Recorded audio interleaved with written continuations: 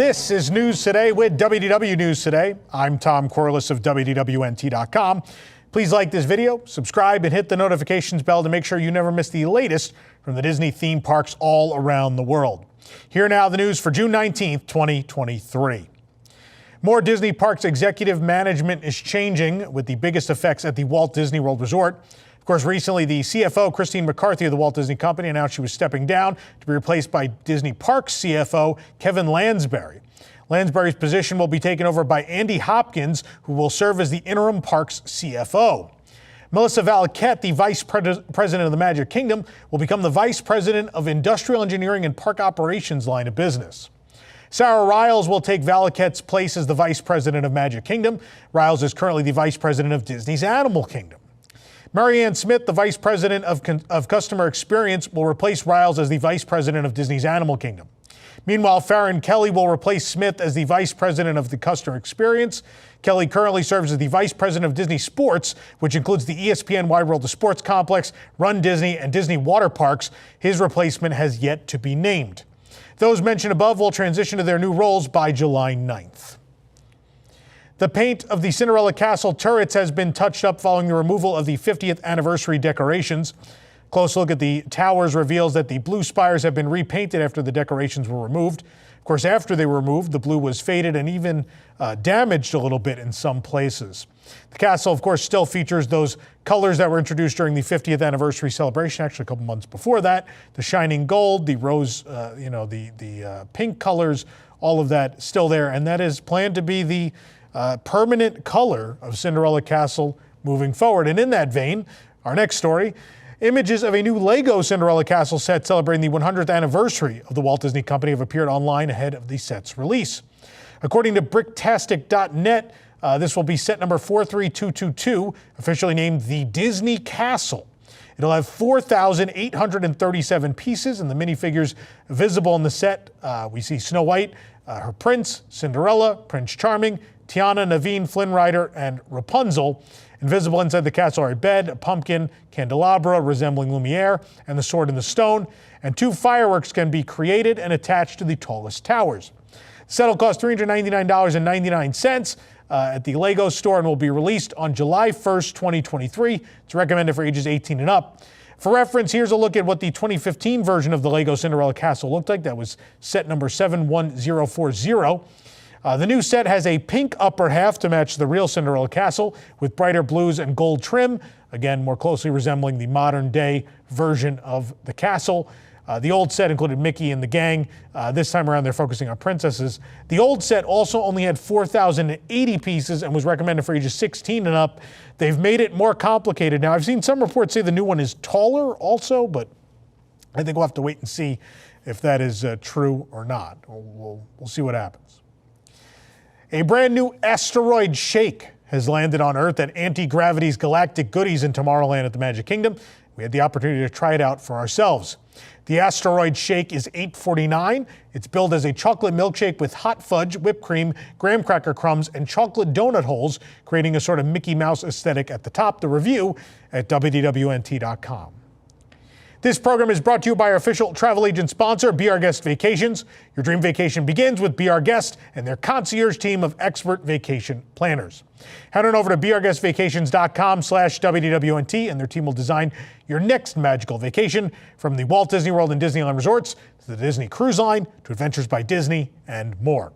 They're also able to book unforgettable VIP tours where you and your group can experience the ultimate park day. The best part is their services are 100% free. So book today.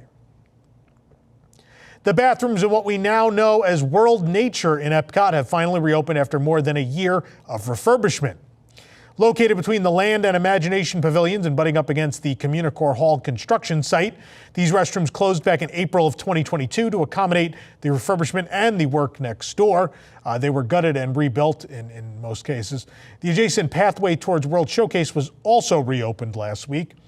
The bathroom's entrance features green accents on the side of the signs in the theme of the area they're in. Of course, World Nature gets green, World Discovery red, and World Celebration is blue. A wavy pattern of various shades of green sits between the two restrooms as well. Inside, the restrooms have been upgraded with more modern fixtures, such as the Dyson Airblade 5, which is commonly used in most modern Disney World restrooms. They're mounted above the sinks. The sinks are automatic faucets with soap dispensers mounted on the wall. No vestiges of the powdered soap anymore, for those of you who are as old as I am and remember when that was a thing. Meanwhile, inside the restrooms are all tiled with green, the symbolic color of world nature. You may remember when they redid the restrooms I'd say on the backside of the creation shop facing Test Track. Those are in World Discovery. Those were redone in a very similar style with a red tiling that has these red normal tiles, standard tiles, and then in the middle of them, in that stripe, has these what I would call, they're sort of lenticular. They have an interesting effect as you walk by. They've done the same thing on this side, just in green in this case. And as one restroom at Epcot reopens, another one has closed. The United Kingdom restrooms are now shuttered for refurbishment, which is probably a good thing because I don't think these have been touched since the park opened in 1982. Also makes me a little sad. I'm nostalgic. They're the restrooms of my childhood, but nonetheless, it's probably due. Signage on the wall directs guests to use the World ShowPlace restrooms while these are closed. Heading towards Canada, one gate for the World ShowPlace is open, lined with planters that'll guide you simply to the exterior entrance of these massive restrooms.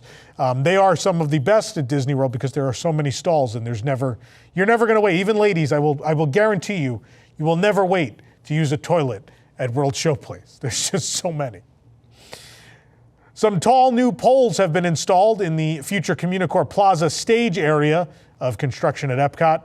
We spotted 6 tall new poles in place above what will become the CommuniCore Plaza stage. The poles stick out of the ground diagonally and have gaps in them, perhaps suggesting they will hold lights and or speakers for the stage setup. What's funny is these are not in the concept art that was released for CommuniCore Plaza, at least this area. Similar ones are in the concept art for that central planter, the planter that looks like the Epcot logo that's going to have the light up floor around it. We do see poles that match this one, yet they're not in the CommuniCore Plaza art. So I assume these were just added later on, and there will be similar ones also in the center by that planter as well to match the art, and so everything will just match in this case. CommuniCore Plaza is set to open with the Rest of World celebration still under construction sometime in late 2023. No exact date has been announced as of yet. A new ear headband inspired by everyone's favorite purple dragon and our Lord and Savior is now available at Epcot. We found this Figment ear headband in Gateway Gifts. The Figment ear headband is $34.99. The ear headband is mostly purple with Figment's face on one ear and his body on the other. And instead of a bow, his wings stick out of the headband in the center. Figment's wings and horns are made with a shiny golden orange fabric. The headband is lined with a yellow velour fabric, and the back of the ears are solid purple. What blows me away is people thought this was weird looking. I think it's cute. It's kind of like a 90s art style. He kind of looks, this might be too dated of a reference. He kind of looks like a character from like a pup named Scooby-Doo. He's animated like that 90s Hanna-Barbera Cartoon Network style. I like it. I think it's fun. But what really bothered me was the people that hated this art style are people that think the magnet is cute, where he's in the Runaway Railway style, and that I think is more sacrilegious. But let me know in the comments, are they both sacrilegious? Is one better than the other? Please let me know. I need to know. A possibly drunk guest recently jumped off of the Gran Fiesta tour at Epcot, then reportedly got violent with cast members and was banned from the Walt Disney World Resort. The incident was shared on TikTok in 2 parts by user Cheyenne1995. It appears that a few boats had come to a stop in a row just before the exit of Gran Fiesta Tour. The guest became impatient to leave, and at the start of the video, she had exited her boat and is stumbling along the emergency exit platform at the edge of the water as cast members tell her to return to her seat. One guest from her boat can be seen waving for cast members, another is on the phone. Meanwhile, someone off-screen can be heard yelling, "Call security now." Other guests beg to be let off of the boat, but the cast members cannot safely move the boats forward while the guest is standing there. The drunk guest argues with the other guests. Apparently, the same person who mentioned security, likely a cast member, then yells, "Ma'am, you have 30 seconds or I'm coming back there and I'm taking you down." The guest then takes the hand of someone in the boat and appears to start getting back in. In the second video, the guest is still standing. She declares, "I'm getting off," and unhooks a rope clipped to stanchions that lead to the unload area. As she continues through the roped off area, a cast member tells her she cannot leave. The guest then climbs over the ropes around a podium and disappears from view, although a cast member tells her she will not be leaving the building. The caption reads, quote, "She screamed, tried to fight with the people in the boat behind her, swung on two young workers, scared kids, and pissed everyone off, then ran and had to be taken out by security." Reports indicate that she was indeed trespassed from the Walt Disney World Resort for the incident. This is a wild one. If you ever wondered why there are a number of banners, signs, and audio recordings that tell you to not get out of the boat at this point of the ride, this is why they've had to add all of that the last few years, because people do this. This happens. And I will say more often than not, people, it's an honest mistake, or they're not, they may not be Americans. They're tourists from another country and they can't necessarily read that sign, and they just think, oh, it must be, we've stopped. It must be time to get out. And they'll start to get out. And generally, even if they don't understand the language, enough people pointing and yelling, they'll just be like, oh, sorry, and get back in the boat. That's what happens, I believe, more often than not. This is a case where someone was being belligerent and clearly understood the signage and just didn't, just chose to be difficult. We don't know the whole story. I'm sure a police report will come out eventually in a couple weeks from now, and we'll find out. But it's another crazy incident. But I love the dichotomy of watching her try to get out while there's all those banners there that say, "Please stay in your boat." And then I think directly behind her is the painting on the wall that says it. And you can hear Jose Panchito asking people to stay seated as well. What a scene. Do you want to score impossible to get Disney dining reservations? Well, Unlocked Magic is a system that does all the work for you and acts as your personal fairy godmother for all things food. Instead of refreshing your My Disney Experience app constantly to try to get those coveted reservations, let Unlocked Magic do it for you. The system will search and let you know once one becomes available. On top of that, they also offer the lowest priced Disney tickets in town, which can save you hundreds of dollars when you compare their prices to Disney's. Head to the link in our description to sign up and use code WDWNT to try the system absolutely for free. Two new elemental floats inspired by the main characters of the new Pixar film are now available at Epic Eats at Disney's Hollywood Studios.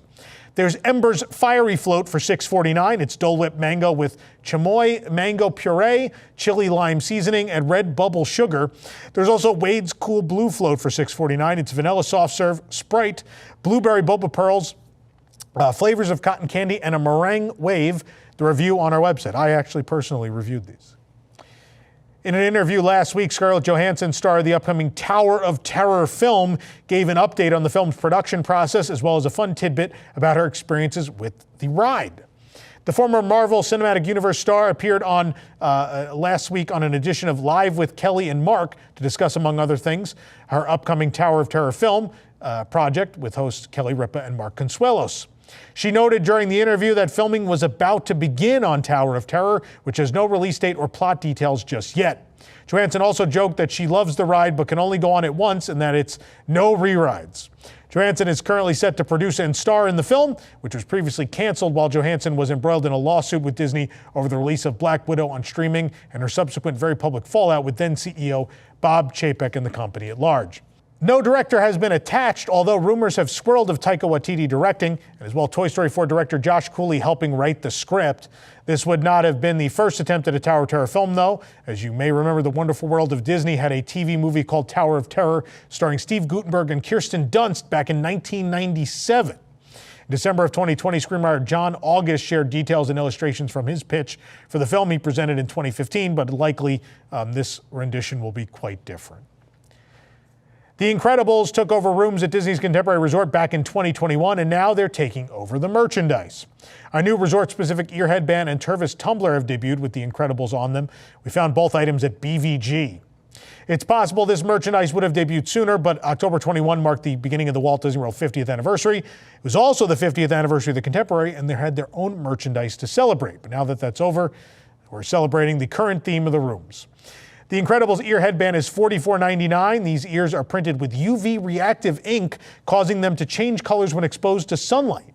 The headband is white imitation leather with orange velour lining, and a Disney and Loungefly metal placard is on the side.